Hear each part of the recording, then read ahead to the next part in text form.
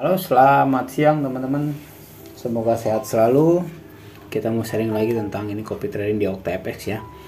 Salah satu yang kita bisa lihat kalau kita teman-teman mau ikutin copy trading di OctaFX ini ada beberapa pilihan ya.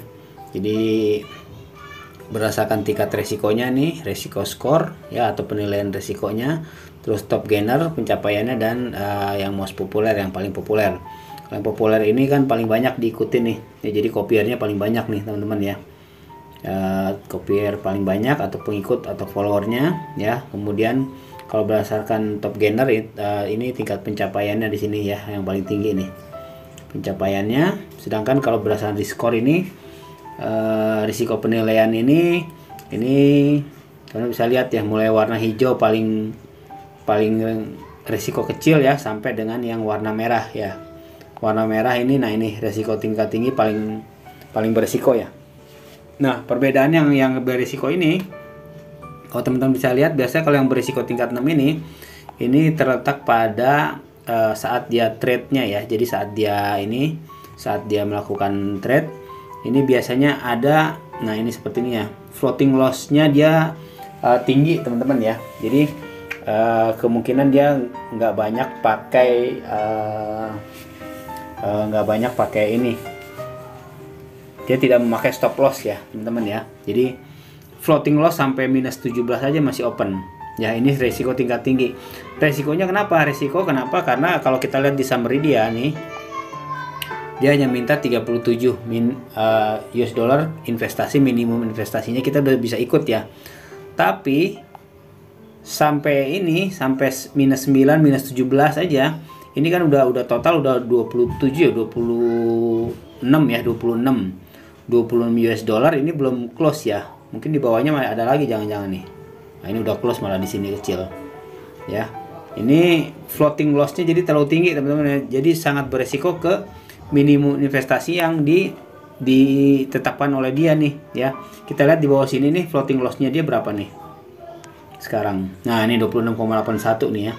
Jadi minus 26,81 ini beresiko ke minimum trade yang dia tetapkan ya.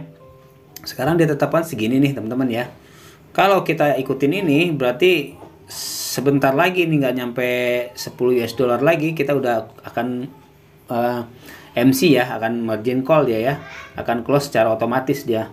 Sedangkan kalau dia kan masih ada equity, dia masih ada 140 nih, masih kuat dia. Sedangkan kita dengan modal segini udah mau hampir habis ya, udah nggak nyampe sepertiganya lagi kita akan margin call. Kalau ini trade-nya ini dia bahkan minusnya akan nambah nih kan, belum tentu dia akan balik lagi plus ya. Jadi seperti itu ya teman-teman ya, kalau misalnya kita ikuti master yang beresiko tinggi seperti ini ya.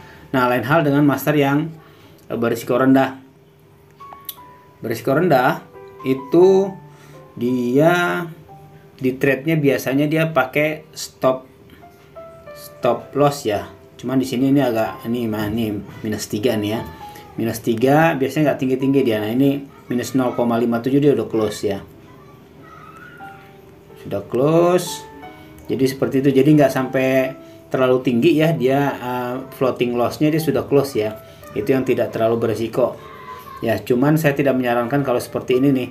Jadi antara minimum investasinya dengan equity dia terlalu jauh ya.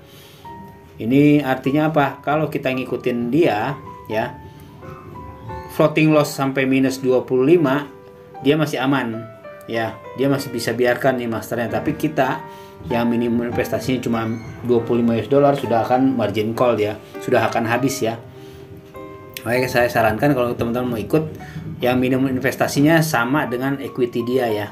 Paling nggak harusnya sama, atau kita bahkan lebih baik, atau kita lebih dari dia ya. Jadi saat floating loss kita masih lebih aman lah relatif ya. Walaupun tetap teman-teman saya rasa sih mendingan pasang ini sendiri ya, tetap dipantau ya, karena namanya master. Walaupun dia master tetap aja belum tentu juga akan selalu plus ya, selalu profit ya. Kalau kita lihat di sini nih, kalian bisa lihat di sini performa dia tuh. Nah, ini bahkan ya baru 159 aja plusnya ya, profitnya, lossnya udah minus 40 ya. Padahal dia risknya risk manajemennya tinggal tingkat 1 ya, dianggap tidak terlalu berisiko ya. Oke teman-teman, kalau mau ikut ini, satu hal saya ingatkan ya, jangan gunakan uang belanja online ya, jangan gunakan uang belanjaan ya, karena sangat berisiko ya.